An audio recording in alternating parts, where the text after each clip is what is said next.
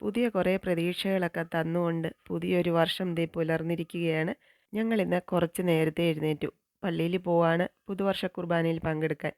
മോനിക്കുട്ടൻ റെഡിയായിട്ടുണ്ട്. ഞങ്ങളങ്ങോട്ട് ചെന്ന് തമ്പുരാനോട് കുറേ കാര്യങ്ങളൊക്കെ പറഞ്ഞ് തീർപ്പാക്കാനുണ്ട്. അവിടുന്നറിയാതെ നമ്മുടെ ജീവിതത്തിൽ ഒന്നും നടക്കുന്നില്ല എന്നുള്ള സത്യം അറിയാമെങ്കിൽ പോലും നമ്മൾ ഏത് നേരവും നമ്മുടെ ആവശ്യങ്ങളൊക്കെ ഇങ്ങനെ ഓർമ്മിപ്പിച്ചുകൊണ്ടിരിക്കും. പരാതികളൊക്കെ പറഞ്ഞുകൊണ്ടിരിക്കും. ചില നേരത്ത് ഭീഷണി മുഴക്കുകയും ചെയ്യും. ഞാൻ കുറേ നാളായിട്ട് ഇത് തന്നെ പറഞ്ഞുകൊണ്ടിരിക്കുകയാണ്. ഇതിനൊരു പരിഹാരം കണ്ടില്ലെങ്കിൽ എന്തോ ചെയ്യാനാ? ഒന്നും ചെയ്യാനില്ല. അവിടുത്തെ പദ്ധതി മാത്രമേ നടപ്പിലാവൂ. അങ്ങനെ 2026 ആദ്യത്തെ കുർബാനയൊക്കെ സ്വീകരിച്ച് ഞങ്ങളിങ്ങോട്ട് ഇറങ്ങി. വരുന്ന വഴിക്ക് കഴിക്കാൻ എന്തെങ്കിലും മേടിക്കാമെന്നോർത്ത് അവിടെ നിർത്തിയതാട്ടോ. ഓർഡർ ചെയ്ത് വെയിറ്റ് ചെയ്ത് അവിടെ നിൽക്കുവാ. ഇനിയിപ്പോൾ വീട്ടിൽ ചെന്ന് ഉണ്ടാക്കി എടുക്കാനൊന്നും എനിക്ക് വയ്യ. ഞാനങ്ങ് മടിച്ചു. രാവിലെ എഴുന്നേറ്റ് ആ തണുപ്പൊക്കെ അടിച്ച് പള്ളിയിലെത്തിയതിൻ്റേതായിട്ടുള്ള ഒച്ചയടപ്പൊക്കെ ഉണ്ട്. അതാണ് വോയിസിൽ ഒരു ഒരു ഒരു ഒരു ഒരിത്.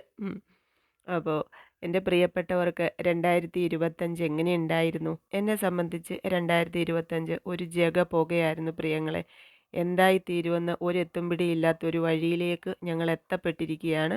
ഒരു കാര്യത്തിൽ മാത്രം ഉറപ്പുണ്ട്. എൻ്റെ മക്കൾ രണ്ടും എൻ്റെ ഇടതും വലതും ഉള്ളിടത്തോളം കാലം എനിക്ക് തകരാനും പറ്റില്ല, തളരാനും പറ്റില്ല.